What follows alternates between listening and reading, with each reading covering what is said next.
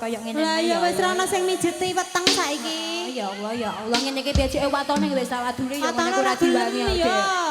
Ya Allah ora kuat sampe. Ya lagune Nirmala. Apa? Iya Jasmina, Saiki Jasmina. Jasmina balane preh wong pelem gede iki mesti. Preh, kancane kok ora melok nyarku piye sampean kok malah delok to. Oh, disontoni Mbak Jasmina ngene kok. Iya, matur suwun nyuwun ibu-ibuku nggih gaul sekali. Mbak Siska juga makasih Pak saking Lasem bareng mendukung. Monggo, Nirmala Mas, langsung ojing Mas. Iya Mas, jalukane wong ledek-ledek maksudnya. Rapat mendem. Apa mendem ya ora iso mendem wong wedok Mas. Yo, yakin gak iso aku. Paling mau teko kuburan hubung-hubungan. Ayo ndok.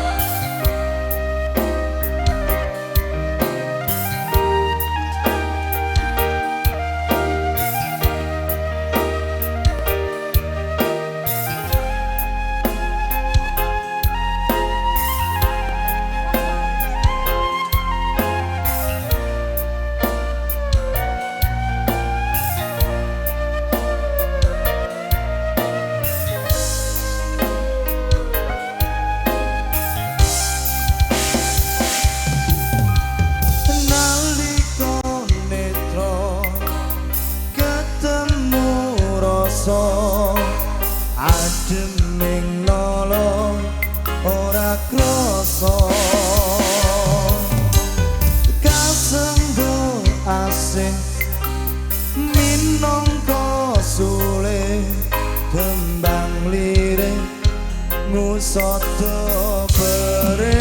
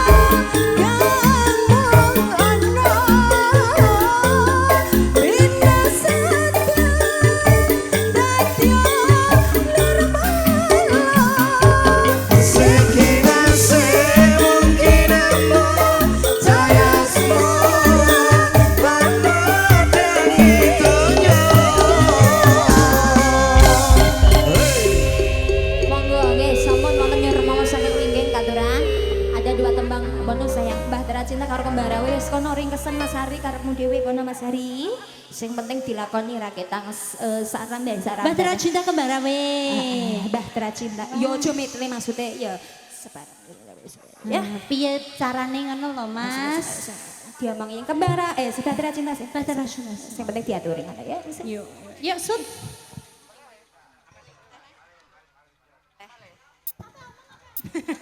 Orang dia. Sing.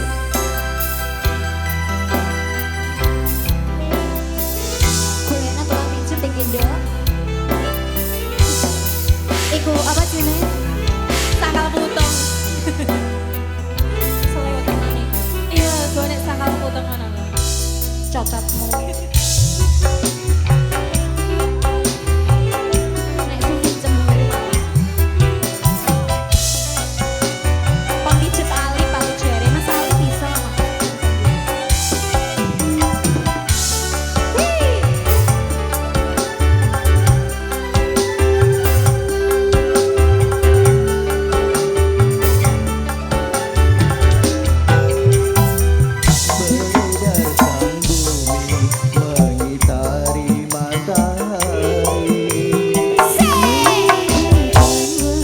Ya saya golek hujat bareng.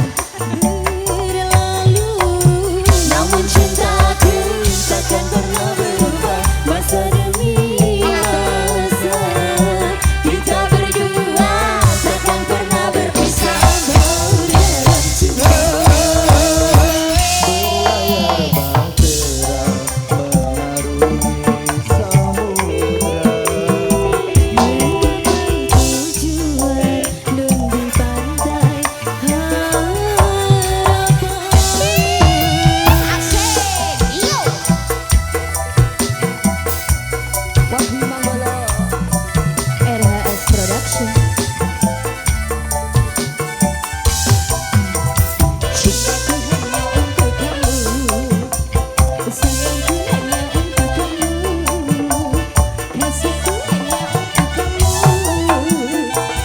Badai dan gelombang yang datang berimbang takkan merubah haluan cita-cita. Salahe kowe mendem wae, salahe kowe mabuk wae, salahe kowe medok wae.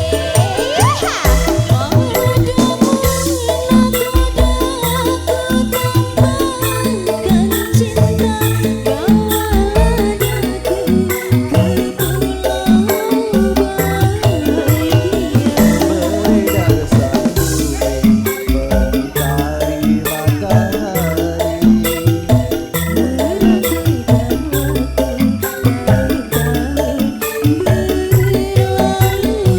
Namun cintaku takkan pernah berubah masa demi masa.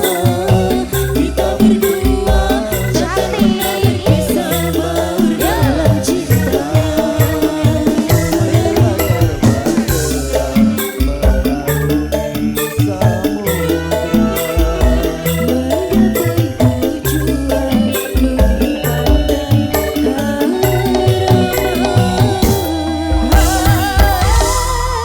Sampun nggih.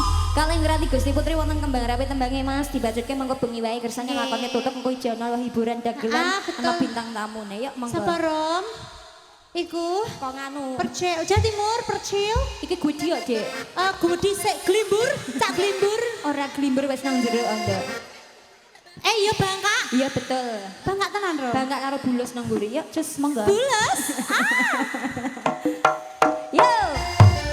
Bonus. Ayo Jawa Loro, Dok.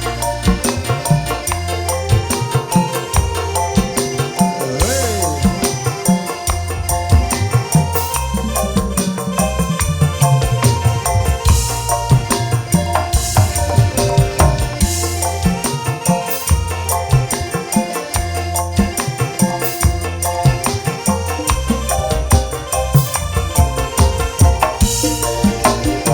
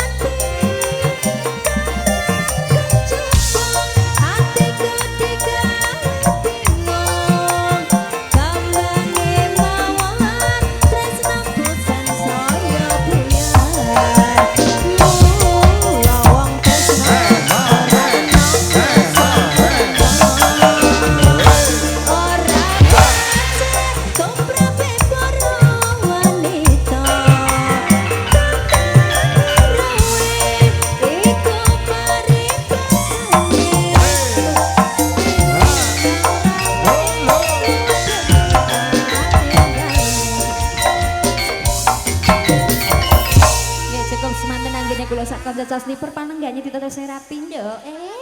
Ngapasi kok Gusti Putri rawuh ana Taman Sari kene iki kewajibane ora ana sing lir apa saka siji-siji yo kene. Mangga-mangga lho. Dara Putri, kula niki gumun kalih panjenengan. Anggenipun kula lelati kalih panjenengan iki napa wonten sing kirang. Lah kok jenengan iki penggalih nek kula salah niki mboten rena lho Ndara.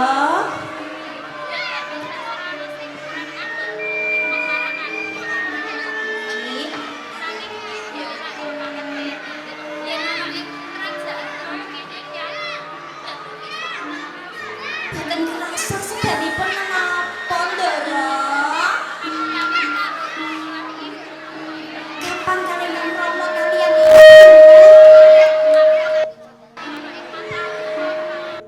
Lajeng, kula kedah pripun iki kersane jenengan boten susah Ndara. Sabian Ribah Ndara kakung. Walah Ndara, kula niku mboten wani. Kula niki namung abdi lak jenengan ngertos to Ndara, namung gedimbal. Mangken kula nek angsal duka pripun?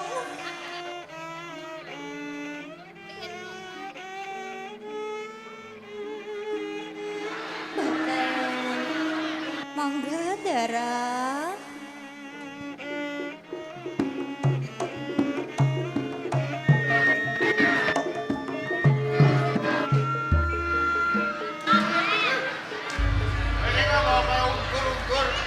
Lah wonten jenengan.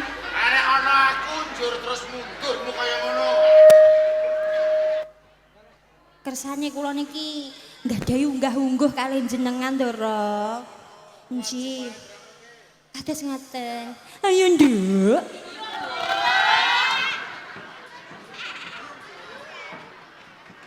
Sekare kedaton. Semune kok kudu nangis wae jane ana apa? Panjenengan mesti kemawon mangertosi piyambak. Menawi to kula kapan wonten ing kerajaan. Terus mriki kula boten alasan.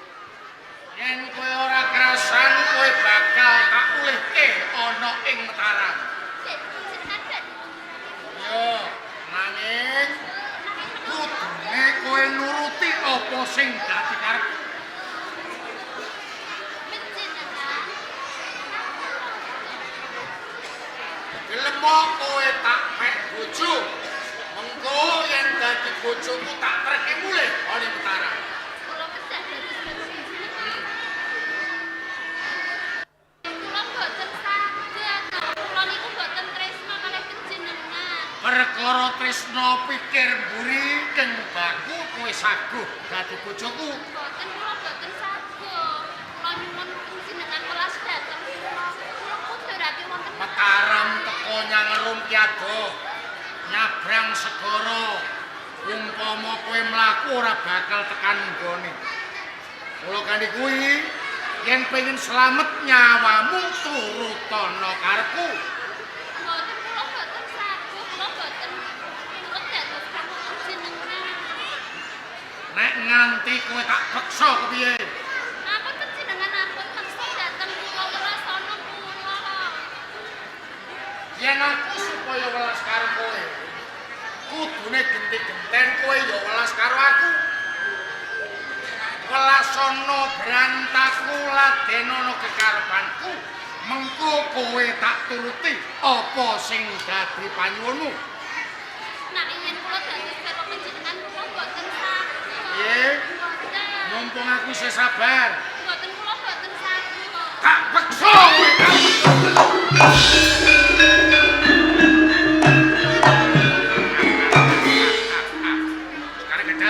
Sekar kedaton. Bodoh temenku.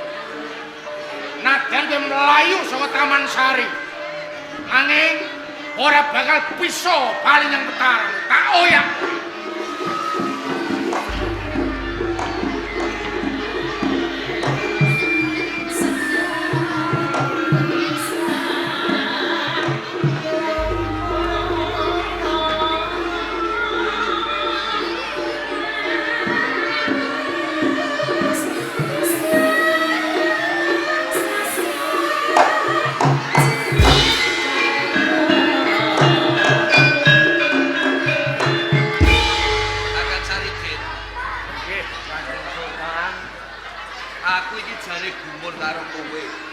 Blarak iki arep mbok nggo apa?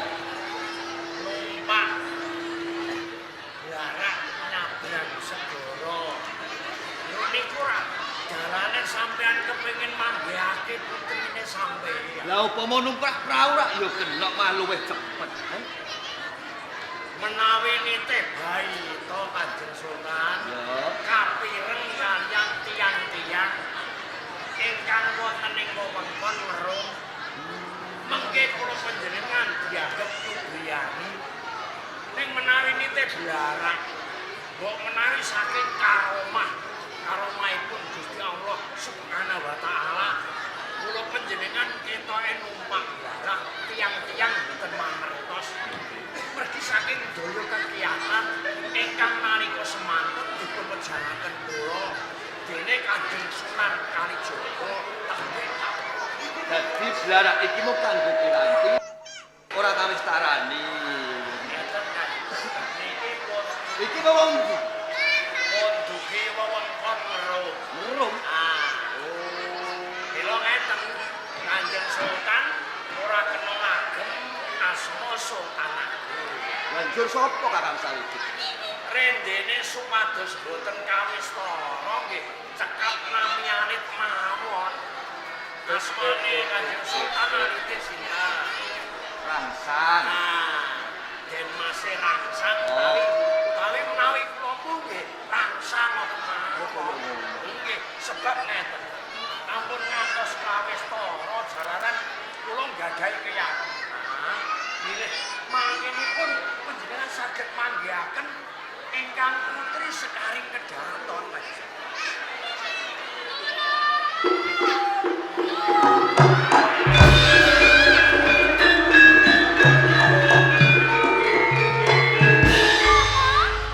Sekar Kedaton. Waduh, iki anak.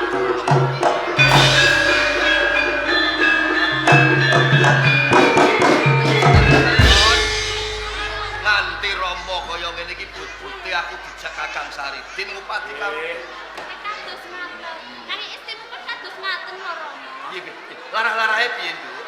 Nalika semanten kula lagi wonten Taman Sari. Oh. Kula dipun bradat kalian Raja Agung Koreng saking kerajaan Ngerum Rama. Lanjut karepe opo? Badhe tresnani dhateng kula. Hmm. Nanging sedaya kala wau reka daya. Saking Pakah Johan kula Rama. Nggih. Menika kepengin krebas kalian Ana ing Ngerum. Ngerum. Sak banjure.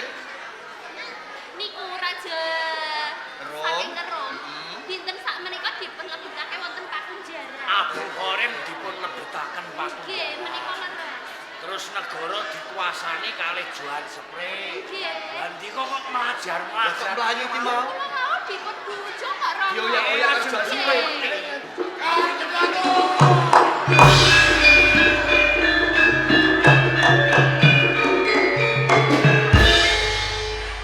Kowe nampe aku melayu. Lho kok malah kowe cegak karo gembel-gembel iki piye karepmu? Lah ceritane niku ra kula wau pados walang. Golek walang kanca kula niku ra saking dusun. Ane tek sandanganmu kaya ora wong Rum wong ndi kowe? Kula saking wewengkon tanah Jawi. Wong Jawa kok golek walang nganti tekan Ngerum iki. Wong Jawi niku mboten enten walang kanjeng. Wah, ya mesti wali. Teng Jawi niku walang niku do dijaringi. Walang sing mangan ora manuk tok, menungso ya dodoyan walang. Bosok manusa doyan walang. Walange nyemplung. Iki dudu walang iki. Lah nopo? Walang koko. Iki walang kuwan ajar kok. Jenengmu sapa? Kula Saridin. Saridin, nah iki Sariman mesti kowe. Wah, dudu sang. Oh. Ayo sekarang datang calon bojoku arep ajak bali. Niki wau rak jeleh-jeleh nyuwun kula. Sareng kula tulungi niku mergane Sekar Kedaton iki rak anake dulur kula Rangsang. Lho. Anakmu? Nggih. Ya malah matur nuwun sisan dene tak tembung Sekar Kedaton tak bae bojo. Kasep. Kok Asep.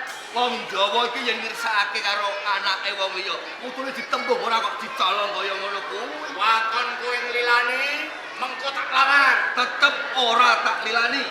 Tak peksa. Kena yen bisa. Oh, kelakon mati Sultan.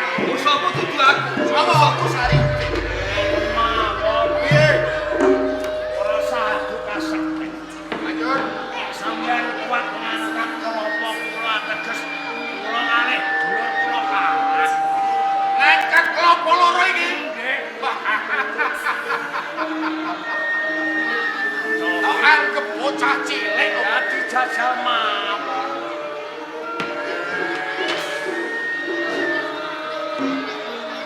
Sawan. Nggih. Bukan kuat napa?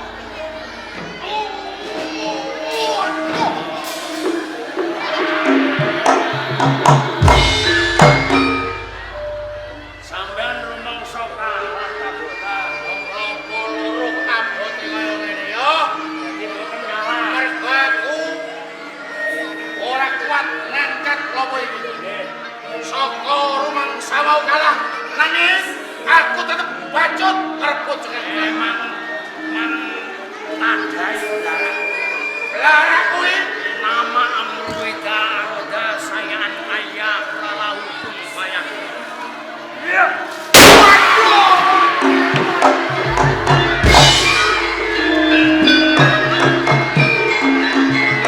Matur nuwun Kakang Sardin, rahayune kula saged pinanggih dumateng panjenengan.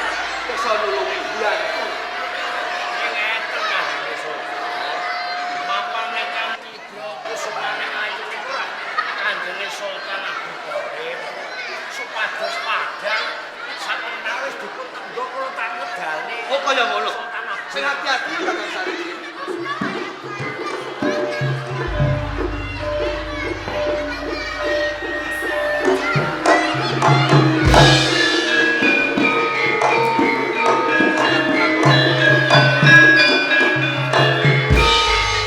usul panjenengan kok sinten? Kok nyuruh kodhok kang kene. Kula Saridin golek walang iki wae. Kula Sardin. Nggih, saluci. Rangsang, Kula rangsang. dure kula. Pun sambunganipun menapa kalian Sekar Gatot? Niki anak kula. Anak ateges panjenengan Sultan Agung wonten ing Mataram.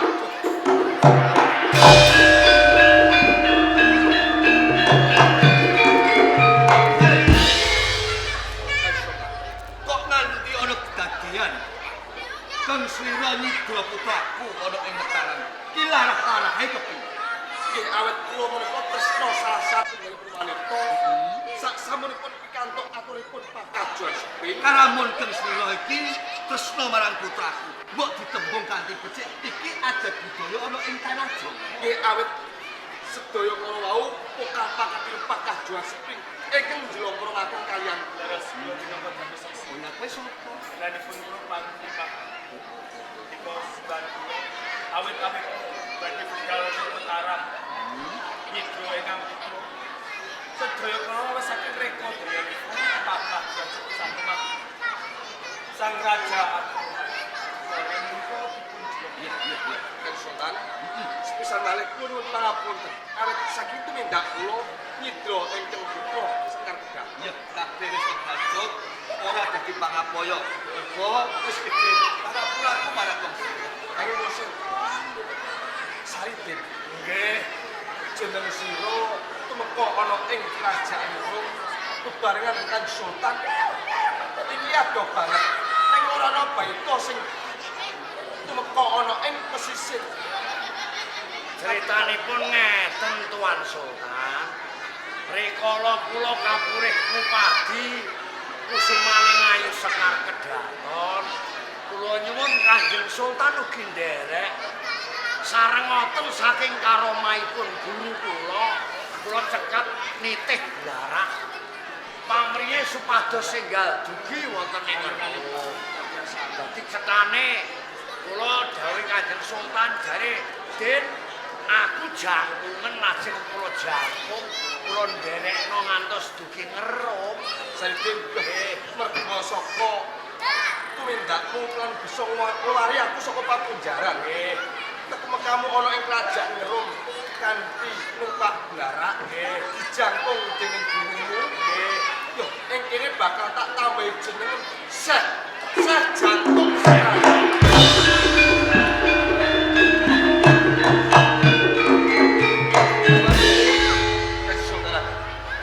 Panjenenganku ora bakal paring pibono marang sira. Nanging kalamun mekarap ana payo-payo aku nuwun sabiyan.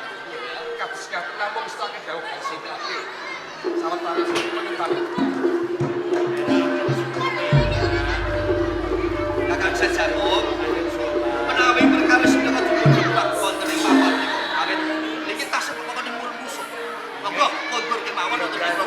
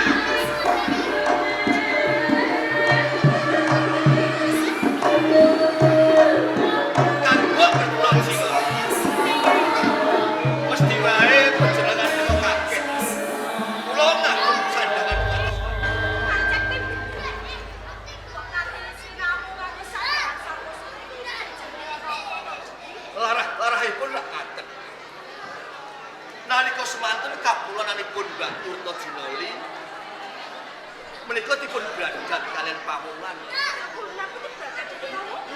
Sekarang Daton. Terus saiki kepidanan. Yo entuk pangestuning Mbakku, saiki kelakon bali awit sabiyantune Kakang Saridin ka. Yang ngono sing bisa nyelametake kawulanku. Nganti aku kamu laku kaya ngene mula. Ya mula. Aku nate janji kalian Kakang Saridin kalamun bisa ngondorake kapulunanmu ya putraku bakal tak jodohake marang Gusti. Jodohake marang. Nggih marang panjenengan. Apa wis mbok pegangan Kamu sing arep jodohi marang. Nek yo marang Kula Saridin tak tantune nggih. Kakang Saridin, Kula kadung ing ngarep aku sebloko nang sampean kalamun bisa nentrepake Praja Mataram, tak jodohake kalian Mbak Yu Retno Jinoli. Lah panjenengan purun tanggo. Lah napa sepintenipun sampun trep sing atase kula niku wong desa. Kusumaning Ayu Ratu Jinoli niku ra kadang Aku ngerti Saridin nanging sabdane ratu kuwi datan mula-mali, gitu. Yen abang ya abang, yen ijo ya ijo.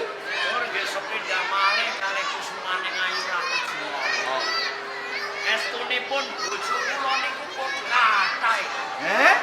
Bojo kula niku pun kathah. Ya bojomu iki carane pino? Bojo kula niku nggih enten 3. Walah iki lho bojone iki sono tenan. Apa tok lakon aku dadi bojone Saridin. Terus ora bojo sing apa?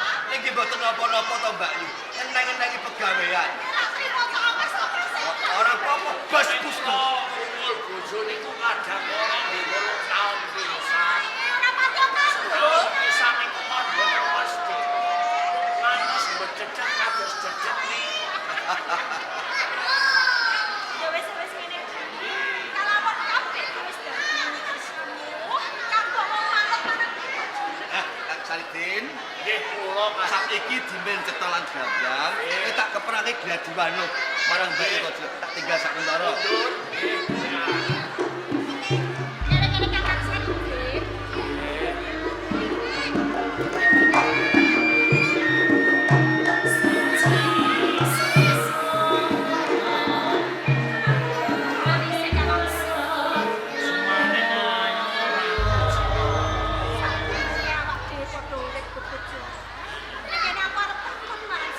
Perkawis napa ki semana? Anggonmu dijodohake marang aku. Kok tampa iki jane duwe kita kersa. Apa pancen boten nggonmu Kresna malah. Nggih sepuntenipun nek kula matur salah. Sepindah nggih tuwuh saking kreteking batin. Sing kaping kalih kula niku ra nuruti marang kodrating Gusti Kang Murga dumadi Allah Subhanahu wa taala. Marang dene kula kok kudu dadi bojone Ratu Jinori. Enten salahe napa nek sampeyan purun kula gelem lakon. Dadi kaya ngono. Nggih. Enten lah napa. Tak jaluk gone awake padha cucu-cuculan kecapen. Liripun kados pundi Kanjeng? Kok pengeman mah Perkawis mawon. sakne karo Nggih. nek pengarepanmu aku bakal peluk. Nggih. Bukan dadi siri-siri. Cobi nek saged kula tanggerek cawe-cawe perkawis ruwet rentenging kahanane kusumaning ayu Ratu Jinori. Arek iki omahku nyang turun iki. Kula sasuk nyangga wadine. Nggih, kula tak midhang. Apa sebab aku nganti kono? Nggih. Yen lo pendak-pendak ngene. Sepisanan calon asmara. Mesti wae bojomu tuh mendadak-dadak sering iki. Seto.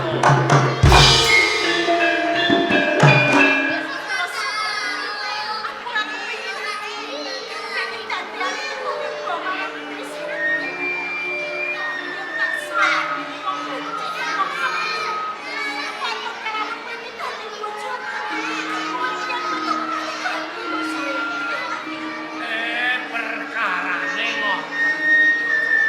Menawi Ratu Jinori dadi bojone Saridin, nika ngeman kalih jangan.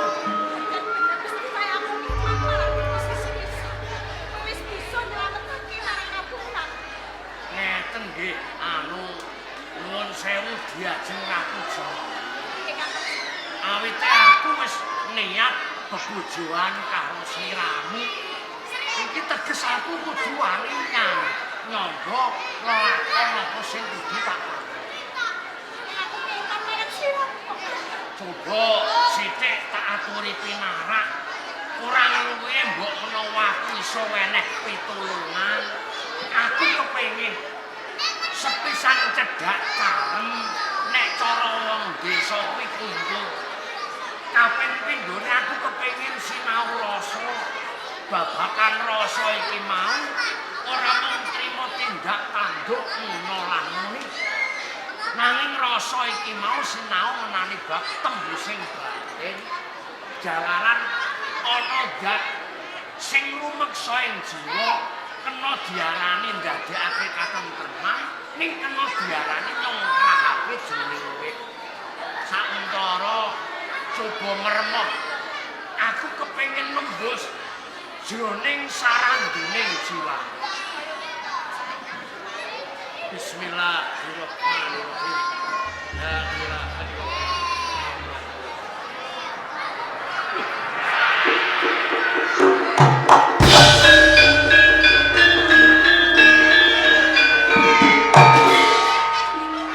Astagfirullahaladzim. Jebul pendak ana wong lanang sing satune tresna karo sampeyan. Ning pendak mesti ora. Pendak ana wong lanang dadi bojone sampeyan. Ora jangkep sepasang cilike gedene selapan. Wong lanang mesti kraloyo karo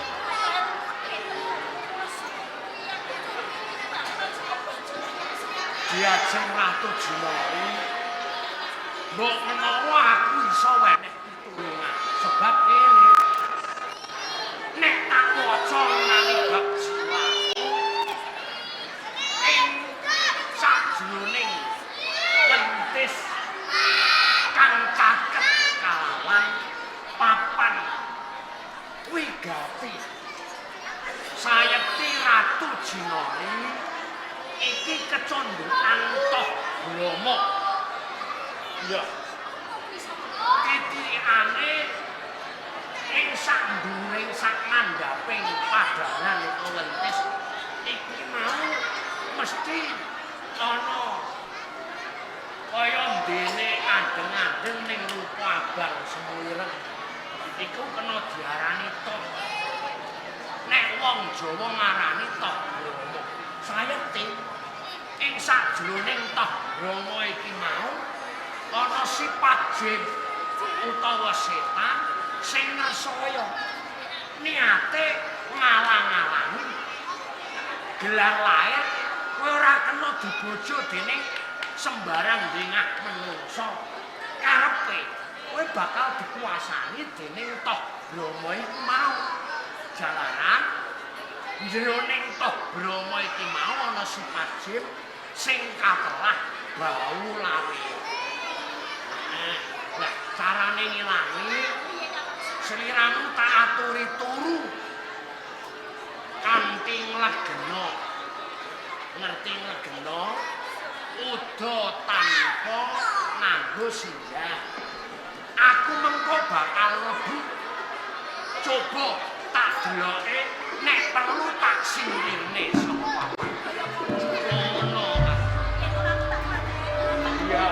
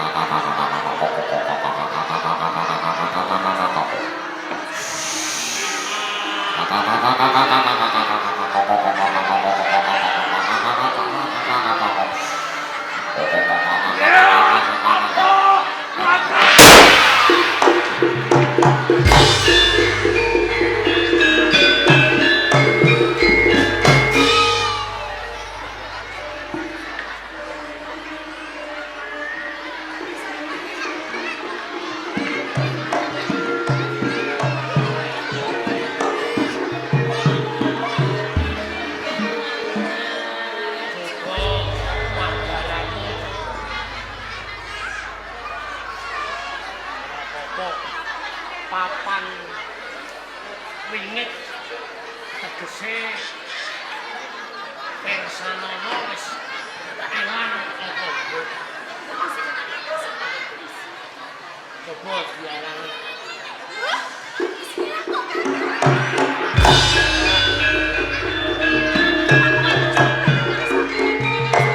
Monggo Yai Sultan, monggo. Boten saisen-isin. Ya ya wong tua ku yo isin. Kula niki wau jane mboten carem. Lah kok wonten swara pating drodak. Ngaturi uninga Kanjeng. Kenging napa dulure sepuh sampeyan Ratu Jinoli pendak bojo kok bojone sedo. Estunipun menika kagungan Toh Bromo. Toh Bromo menika menapa? Toh Bromo menika salah satunggaling nek tiyang mastani menika raja alam ingkang resaya raganipun. Lah ing salebeting Toh Bromo menika wonten sifat gaib arerupon jin setan ingkang boten remen dhateng imanipun manungsa ingkang dipun wastani Baulawiya. Lah iya anggere kawangku dening priya. Nggih. Iku mesti mati. Nah, nggih. Ratu Jurayunipun alhamdulillah wa syukurillah. Ratu Jinoli sakmenika sampun lepas saking gaule kalian ical saking Toh yaitu Kakang Saridin, nggih. rumaos cemeplong rasaku jalaran Kakang Saridin bisa nyirnamake sesuker sing mapan ana raganing Mbak Yurtajina.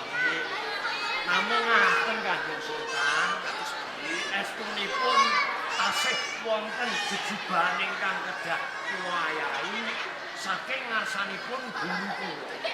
Tur kesamu Samentawis kula titip Mbak Yu sampeyan Retno Jinoli, kula badhe nutukaken lampah. Menawi kadosipun kula wangsul wonten ing wewengkon Pati. Ning kula sapa sliramu punika? Napa kula boten dipun paringaken derek kemawon. Jenengan kula lan bedanipun kemawon. Sliramu putri kraton. Mengko nek ana wewengkon liya ndak apa ra isin. Boten menapa-napa. Katon kuasa dengan kalian berjalan boten menapa-napa. Mas pantes kula mriko sumurungan kalian bojo-bojo jenengan. Ngoten dadi ikhlas ketemu kalih maruni sampeyan. Kula sampun setebat. Kakang Saridin, Kyai Sultan. nek karep kula ngoten nggih panjenengan tetep mapan wonten ing Praja Mataram. Nek kula niat panjenengan badhe wangsul kalamun Mbak Yurtajina pangkanthi monggo niki ya panjenengan. Di sawentawis nempel Mbak Yune sampeyan kula getone teng Pati. Oh, mboten napa-napa. Nggih, Kanjeng Sultan, kajenge tepang kalih bojo-bojo kula. Kaya sing sabar iki Mbak Yu. Wong nek Mbak Yurtajina iki aneh. Enten napa? Nek dilarake ati niku masaya lemu. Nggih. Ajeng kula lara-lara teng Pati kajenge lemu. Nggih, nggih, ndherekaken sedaya. Pamit. Assalamualaikum. Waalaikumsalam.